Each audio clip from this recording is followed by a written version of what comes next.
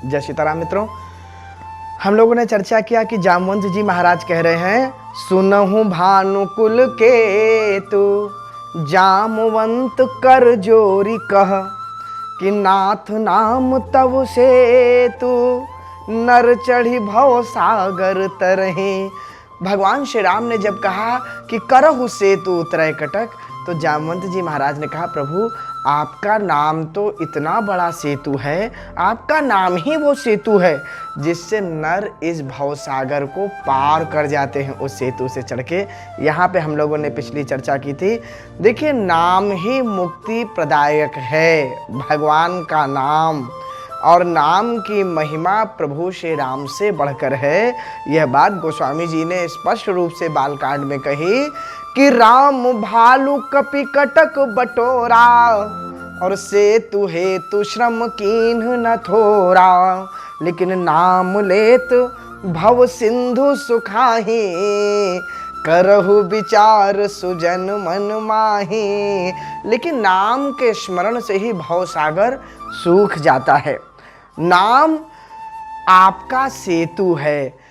देखिए, भगवान का नाम सेतु है और भगवान की कथा नाव है। दोनों ही भवसागर से पार कराते हैं। अंतर इतना है कि एक सेतु है, एक नाव है। गोस्वामी जी ने दोनों की बात अलग अलग लिखी। नाथ नाम तव सेतु, और कथा के लिए क्या कहा कि भवसागर चह पार जो पावा राम कथा ता कह दृढ़ नावा। तो राम कथा उनके लिए दृढ़ नाव है।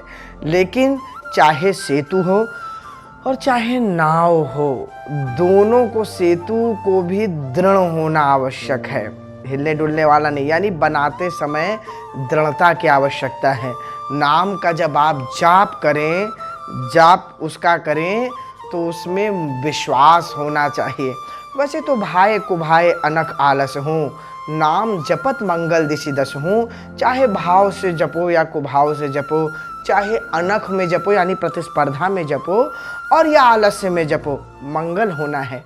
किंतु ज्ञानी लोग जब नाम की महिमा समझ जाते हैं तो मंत्र जाप मम दृढ़ विश्वासा, तो उस राम रूपी नाम के मंत्र को, राम नाम रूपी मंत्र को दृढ़ विश्वास से जपते हैं। तो दृढ़ता होनी आवश्यक है, चाहे सेतु हो। आप बताइए, पुल मजबूत नहीं होगा तो आज हम लोग देख रहे हैं कंस्ट्रक्शन में बनते हैं पुल और बाढ़ में टूट जाते हैं। क्या हुआ उसका, ऐसे पुल का? तो नाम रूपी पुल आपको पार तो करा देगा, किंतु यदि वो दृढ़ता से आप लेंगे तो हो सकता है भगवान की न जाने कौन सी अहेतु की कृपा और हो जाए आपके ऊपर। तो दृढ़ता नाम में भी आवश्यक है और कथा में भी। राम कथा ता कह दृढ़ नावा, और राम कथा में भी, कथा रूपी नाव में भी दृढ़ता की आवश्यकता है। तो दृढ़ता की कैसी आवश्यकता है? नाव हिले डुले नहीं। तो नाव हिले डुले नहीं, ये तो खिवैया के ऊपर होता है। लेकिन अगर बैठने वाला नाचेगा, कूदेगा, इधर उधर घूमेगा, तो उससे भी तो नाव डिस्टर्ब होगी ना। खिवैया कहता है ना कि भाई अगर मान लीजिए ज्वार भाटा जैसा आ रहा, तो क्या सब लोग पकड़ के बैठे रहो, शांति से बैठे रहो। जैसे जहाज में जाते हैं और टर्बुलेंस आता है तो पायलट नहीं कहता कि आप लोग सीट की पेटी बांध लीजिए, सीट बेल्ट बांध लीजिए, हिलिएगा डुलिएगा नहीं। वो दृढ़ता है। उसी प्रकार कथा में भी दृढ़ता की आवश्यकता है। कैसे? कथा में गए लेकिन मन तो लगा है घर में, अरे मेहमान आने वाले थे, अरे चोरी ना हो जाए, अरे जाकर के भोजन बनाना है, अभी बच्चे इंतजार कर रहे होंगे। तो इस प्रकार उस कथा में जाकर के भी यदि दृढ़ता नहीं है तो खिवैया क्या करेगा? खिवैया की क्या गलती? खिवैया कौन है यहाँ पे? यहाँ पे सदगुरु वैद, सदगुरु हैं, कर्णधार सदगुरु दृढ़ नावा। कर्णधार हैं, कर्णधार खिवैया होते हैं। तो चलाने वाले कौन हैं? कर्णधार गुरुदेव हैं, संत महात्मा, जो अपने वचनामृत से भगवान की कथा सुना सुना कर आपके मन को निर्मल कर देते हैं और आपको नाव में फिट करके दृढ़ कर देते हैं। तो कर्णधार सदगुरु दृढ़ नावा, दुर्लभ साज सुलभ करी पावा। तो वो नाव के खेवैया हैं। नाव राम कथा है। कथा और नाम में इतना एक अंतर और भी समझ में आता है कि सेतु को पार करना पड़ता है, नाम जाप करना पड़ता है, यदि भगवान की असीम कृपा चाहिए तो, मन निर्मल करना है तो। लेकिन कथा में जिस प्रकार नाव में बैठ जाते हैं ना, और आपको कुछ नहीं करना, जो करना खेवैया को करना है, केवल आप दृढ़ता से बैठे रहिए। उसी प्रकार भगवान की कथा सुनने के लिए केवल जाकर के बैठ जाइए। बाकी सब गुरुदेव के ऊपर, संतों महात्माओं के ऊपर छोड़ दीजिए। वो आपको इस भवसागर से भगवान की कथा रूपी अमृत धारा सुना करके उस नाव में बिठा करके पार करा देंगे। तो यहाँ नाम की बात चल रही है। जामवंत जी कहते हैं, नाथ नाम तब से तू नर चढ़ी भव सागर तरही। तो वो नाम ही तो वो मुक्ति प्रदायक है। देखिए, नाम, गोस्वामी जी ने मुक्ति के लिए धराधाम की जब व्याख्या की तो उन्होंने किष्किंधा कांड का सोठा लिखते हुए कहा कि मुक्ति जन्म मही जानी और ज्ञान खान अगहानि कर, जहाँ बस शंभु भवानी सो काशी से यकसना। मुक्ति जन्म, जहाँ पे मुक्ति जन्म लेती है, यहाँ जन्म लेते ही मुक्ति आपको ग्रांटेड हो जाती है, मिल जाती है। दोनों भाव आ रहे हैं इसमें। और मही जानी, ज्ञान खान, ज्ञान की खान है। और अघ हानि कर, पापों को हानि करने वाली, मिटा देने वाली। जहाँ बस शंभु भवानी, जहाँ पे महादेव और माता पार्वती साक्षात विराजते हैं।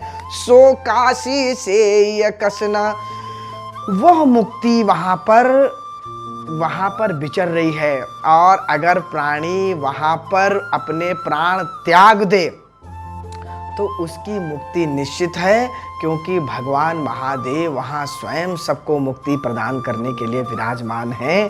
ऐसा सौंपी राम महिमा मुनिराया और शिव उपदेश करत करिदाया।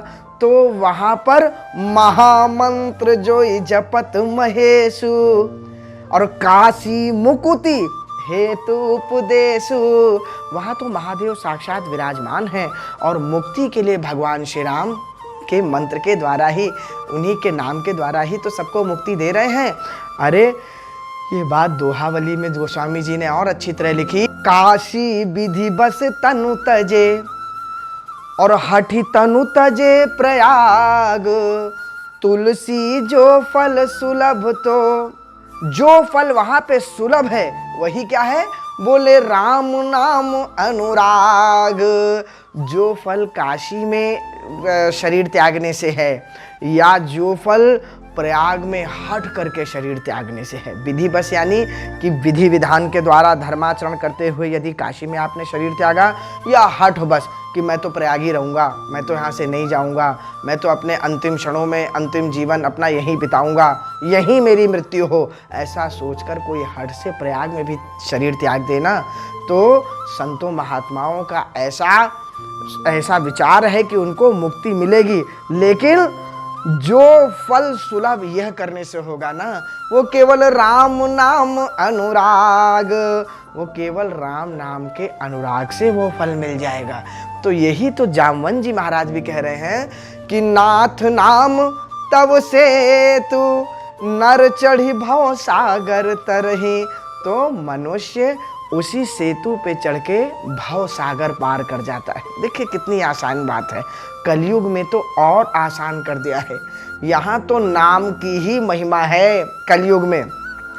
और बड़े बड़े सतयुग में, त्रेता युग में ध्यान लगाया जाता था, यज्ञ किया जाता था, पूजन हवन किया जाता था।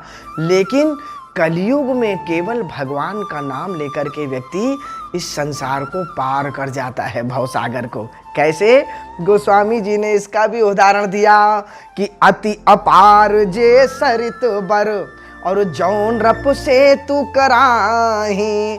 जैसे बड़े बड़े सरिताओं में राजा लोग सेतु बनाते हैं ना, तो क्या होता है कि उस सेतु को बनाने से, वो बनाते तो अपने लिए हैं, कितना खर्चा करते हैं, कितनी मेहनत करते हैं, कितना समय लगता है और तब जाके वो सेतु बनता है। लेकिन उस सेतु का लाभ कौन कौन ले लेता है जानते हैं? तिमि पिपीली का परम लघु, चढ़ी चढ़ी पार ही जाए। छोटी छोटी चींटियां भी उस पे चढ़ के और पार हो जाती हैं उस सेतु से। उसी प्रकार बड़े बड़े योगेंद्र मुनिंद्रों ने, बड़े बड़े संत महात्माओं ने, बड़े बड़े तपस्वियों ने जब तपस्या करके भगवान श्री राम का अवतरण कराया, तो उन्होंने तो भगवान श्री राम का अवतरण कराया, लेकिन हम आप जैसे अधम लोग भी उस राम नाम के बल पे इस भवसागर से पार हो जाते हैं। यही जामवंत जी कह रहे हैं कि नाथ नाम तब से तू नर चढ़ी भवसागर तरही। प्रभु आपके नाम के द्वारा ही मनुष्य भवसागर से पार हो जाता है। और यह लघु जलधि तरत कति बारा। जामवंत जी महाराज जिन्होंने यह सृष्टि बनाई है प्रभु की ही आज्ञा से, उन्होंने तो सब देखा है। प्रभु यह छोटा सा समुद्र, 7 द्वीप में 7 सागर हैं। आप लोग भी जानते होंगे, श्रीमद् भागवत महापुराण में तो बड़े विस्तार से उल्लेख है। बंधुओं मित्रों, उन 7 सागरों में सबसे छोटा सागर है ये जो खारा समुद्र है, हमारा जम्मू द्वीप में जो समुद्र है। इससे बड़े बड़े समुद्र आगे हैं।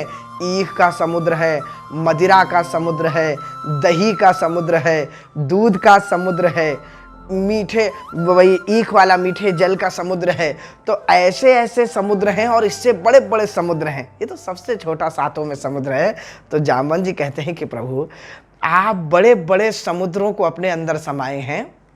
और क्या, महीसरी सागर विपिन अपारा, नाना भांति सृष्टि विस्तारा। काकभुशुंडी जी महाराज जब भगवान श्री राम के मुख के अंदर गए तो उन्होंने यही तो जाकर के देखा। और माता कौशल्या ने तो बाल स्वरूप में प्रभु के मुख के अंदर जाके सब देख लिया था कि अगणित रवि शशि शिव चतुरानन और बहुगिरी सरितु सिंधु महिकानन। न जाने कितने समुद्र प्रभु के अंदर समाये हैं, न जाने कितनी सृष्टियां, न जाने कितने मिल्की वे गैलेक्सी वो प्रभु के अंदर समाई हुई हैं। और प्रभु आप इस छोटे से समुद्र की बात कर रहे हैं। यही जामवंत जी कह रहे हैं कि यह लघु जलधि तरति कति बारा। इस छोटे से समुद्र को पार करने में इतनी सोचने की आपको प्रभु इतनी बड़ी, आपकी महानता, आपके बड़प्पन की भी कोई तुलना नहीं है प्रभु। कैसी आप बात कर रहे हैं और प्रभु हमसे कर रहे हैं, हम सब देखे हुए हैं। तो यह लघु जलधि तरति कति बारा, इतना कहा